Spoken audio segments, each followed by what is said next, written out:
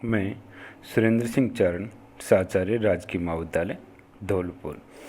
आज हम इस अध्याय में बहुलक ज्ञात करने की जो समावेशी वर्ग से अपवर्जी वर्ग की रीति है उसका अध्ययन करेंगे कि समावेशी वर्ग से अपवर्जी वर्ग में किस प्रकार बदल करके हम बहुलक का निर्धारण करते हैं। तो देखिए, सबसे पहले समावेशी और अपवर्जी वर्ग के बारे में हमें जानना है। समावेशी वर्ग कौन सा कहलाता है कि जैसे हमारी जो वर्ग की जो सीमाएं होती है, ज़्यादातर आपने देखा है कि जैसे 0 से 10 है तो अगला 10 से 20 शुरू है, फिर अगला 20 से 30 पर है। लेकिन समावेशी वर्ग में जहाँ 0 से 9 तो अगला 10 से, यानी एक अंक बढ़ के अगर अगली संख्या अगर निम्न जो सीमा है वो शुरू होती है तो ऐसे वर्ग को हम समावेशी वर्ग कहते हैं। तो समावेशी वर्ग को हमें अपवर्जी वर्ग में बदलना पड़ता है। तो यहाँ 9 और 10 इनके बीच कितने का अंतर है? 1 का। इसमें 2 का भाग दे देते हैं तो कितना आएगा? 0.5। यानी हमें इस 0.5 को एक बार निम्न श्रेणी में से घटाना है और उच्च श्रेणी में जोड़ना है। यहाँ घटाए तो माइनस 0.5, जोड़ा तो 9.5।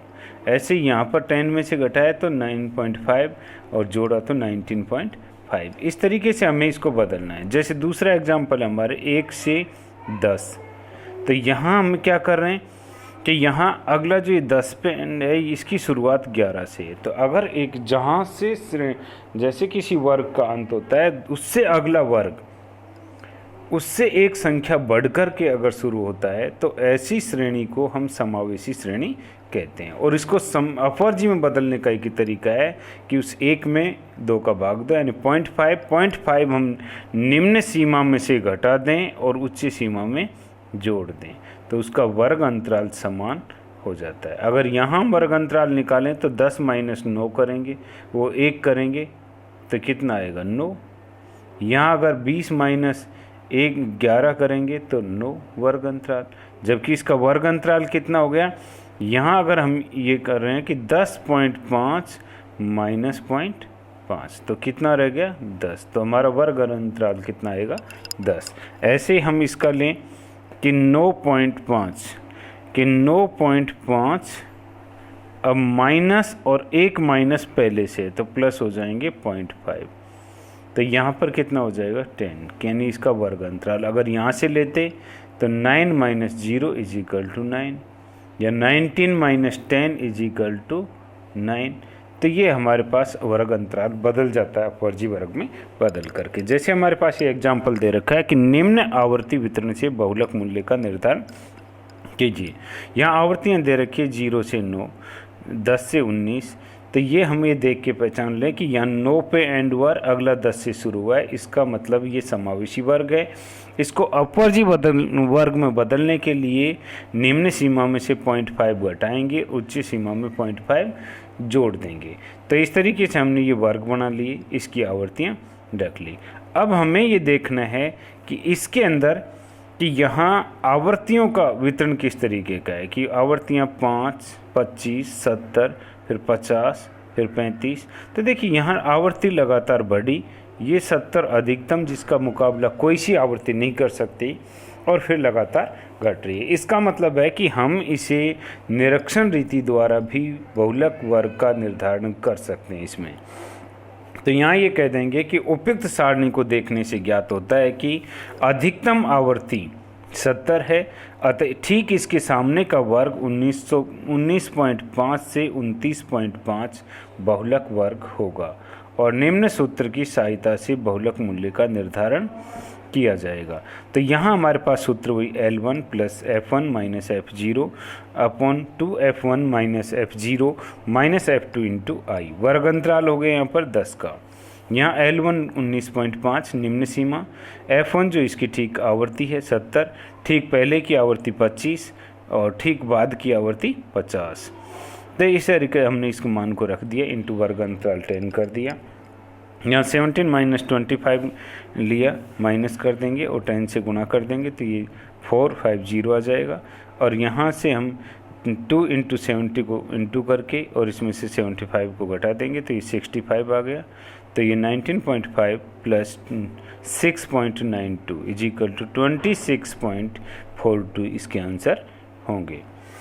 अब हम अगला ये देखते हैं, अगला एग्जाम्पल कि यहाँ निम्न आवर्ती वितरण से बहुलक ज्ञात कीजिए। देखिए यहाँ वर्ग दे रखा है 0 से 2, 2 से 3, 3 से 6, 6 से 8, 8 से 11, 11 से 12, देखिए 12 से 13, किसी में 2 का अंतर है, किसी में 1 का अंतर है, किसी में 3 का अंतर है। तो यहाँ वर्ग अंतराल असमान है, तो ये असमान वर्ग अंतराल से हमें समान वर्ग अंतराल में बदलना होगा। और इसके लिए तरीका क्या है कि हम इस जो ऊपरी सीमा होती है उसके गुणांक में देखते हैं। जैसे 2 है तो 2 के गुणांक में 4, अब 4 कहीं नहीं आया तो इसका मतलब ये हम वर्ग नहीं ले सकते।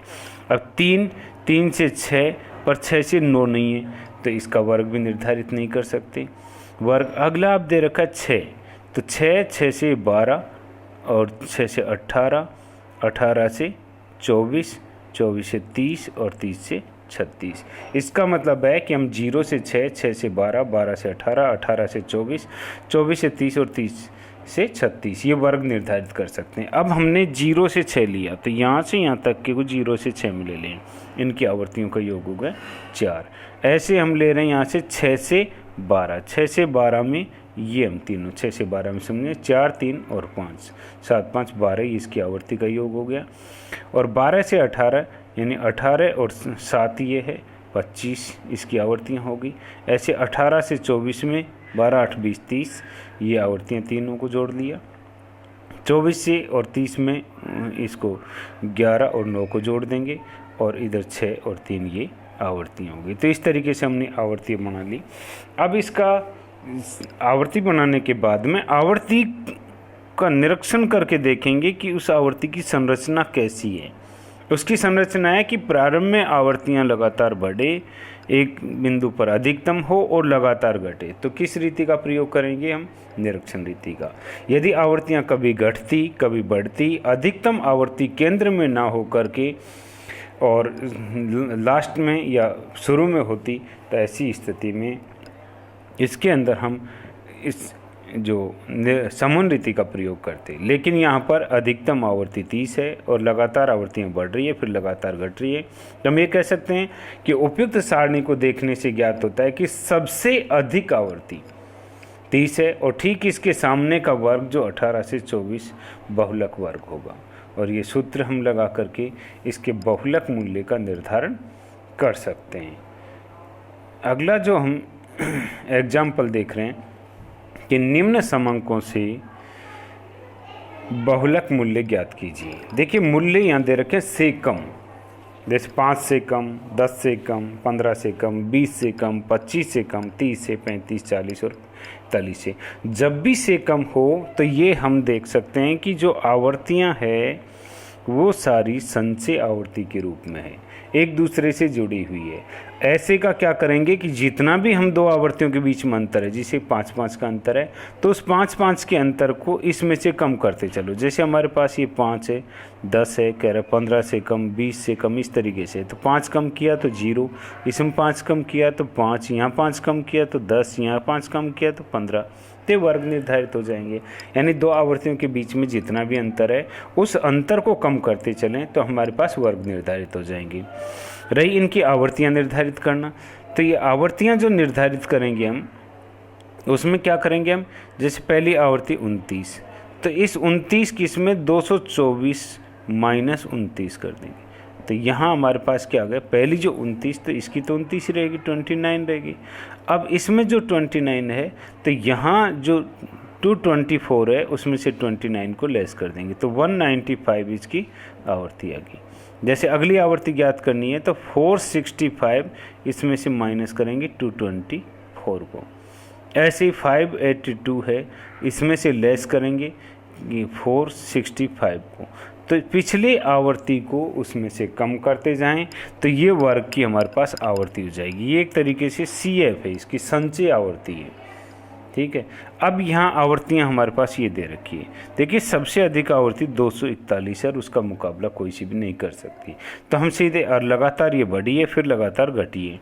तो यहाँ भी हम निरीक्षण रीति काम लेंगे और ये कहेंगे कि उपयुक्त सारणी को देखने से ज्ञात होता है कि सर्वाधिक आवर्ती 241 है, अतः ठीक इसके सामने का वर्ग जो 10 से 15 बहुलक वर्ग होगा और निम्न सूत्र की सहायता से बहुलक मूल्य ज्ञात किया जाएगा। वही L1 plus F1 minus F0 upon 2F1 minus F0 minus F2 into आई।